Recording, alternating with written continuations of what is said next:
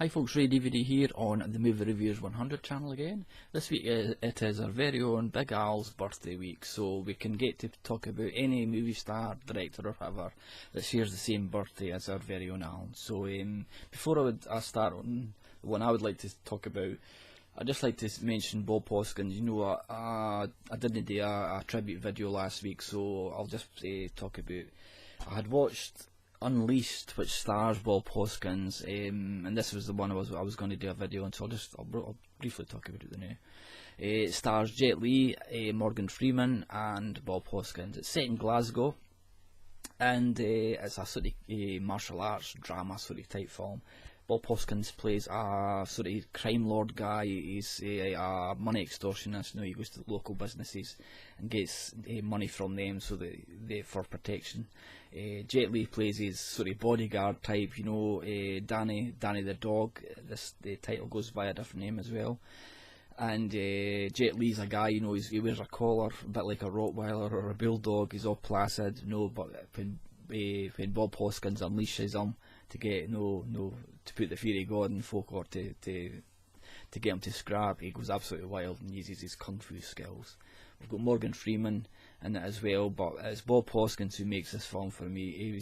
He's just every scene you see him, he's shouting his head off. You know, he's just a really bad guy in it, but totally brilliant. You know, there's scenes that he gets involved in a car crash when folk are trying to bump him off, and then we see him when he's got the black eye and he's got the broken arm and a sling and stuff and the white suit. He's just absolutely brilliant, and that's one of his best performances in my opinion. So sadly we've lost Bob Hoskins, but we've still got one film and stuff. So we all know that Bob Hoskins was a well-known Cockney guy. You know, he made it big in Hollywood. So for our very own Alan, who's from London, I thought, who could I pick to talk about, and who else could I have picked but Tim Roth, you know, another London boy. So I thought I would do what EJ had done. He was speaking about Cate Blanchett. He did a top 5 performances from Cate Blanchett, so I thought I would do the same way, Tim Roth and stuff. So the first one I'm wanting to talk about is Made in Britain, which was Tim Roth's debut. It was a made-for-TV sort of film or drama or whatever, and this was the film that gave him his big break in Britain. You know, he plays Trevor, who is a skinhead. He was caught smashing the local Pakistani shop windows and stuff, and he gets put in a detention centre where the local social workers try to talk to him and stuff, the local police and all that. And it's about the interactions between these guys, and it's all about the social issues of that time, of that era. And Tim Roth gives it a fantastic performance. No, he's totally believable as a skinhead guy, and he really he looks a real bad guy in it, you know. But you see that the guy's got issues and stuff. And this was the film, or the sort of TV film, that brought him to the mass public and stuff. So by that time he was becoming well known in Britain and stuff. You know, he appeared in some Derek Jarman films and whatever. But he would then venture to Hollywood, where another guy in his debut film would make him an even bigger star. And of course the director would be Quentin Tarantino. The film would be Reservoir Dogs. So a great ensemble cast in this. You know, you've got Steve Buscemi, you've got Michael Madsen, you've got Harvey Keitel, Chris Penn. You know, all these guys. You know, that this really propelled all their careers as well. You know, made them superstars and stuff. And we all know the story. You know, it's a bank robbery. Tim Roth plays an undercover cop in it who infiltrates the gang. He gets shot, and he spends most of the film dying from his wounds. You know, the red blood everywhere on this sort of ramp that's at the side of this abandoned warehouse. You know, they're in an abandoned warehouse, and he spends most of the film lying on this ramp, slowly dying and stuff, trying to keep his cover from being blown that he's an undercover cop, because he would know they'll just shoot him straight away. Fantastic dialogue, of course, and great performances. And this was the film that announced Tim Roth to Hollywood.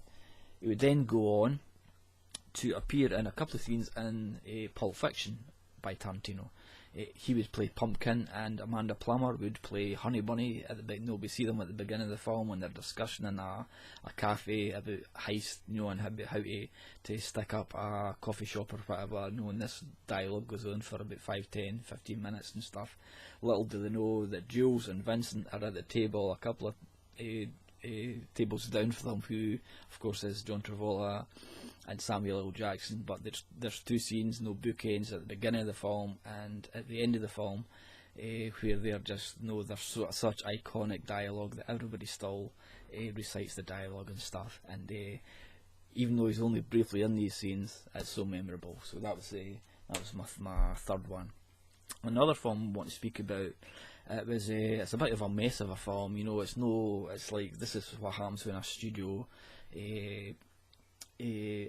interferes with a director known as the Tim Burton Planet of the Apes.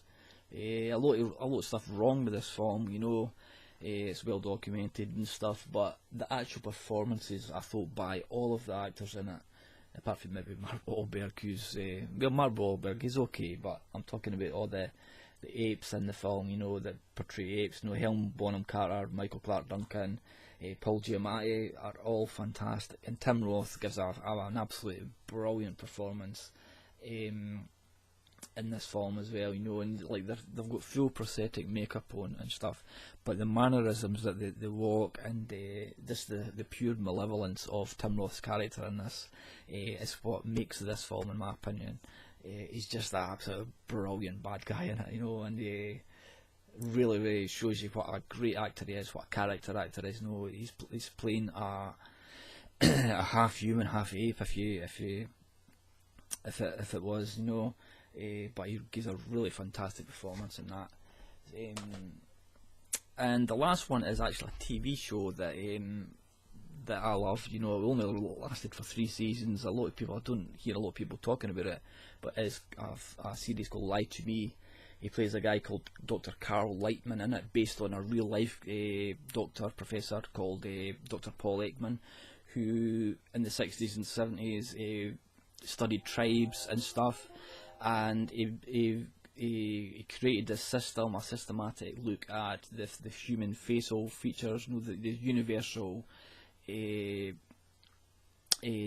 signs of happiness, of sadness, of anger, of everything, and he used this to detect deception. And a lot of the police forces, the FBI and everything, use these procedures to catch criminals and stuff. It's still very prominent.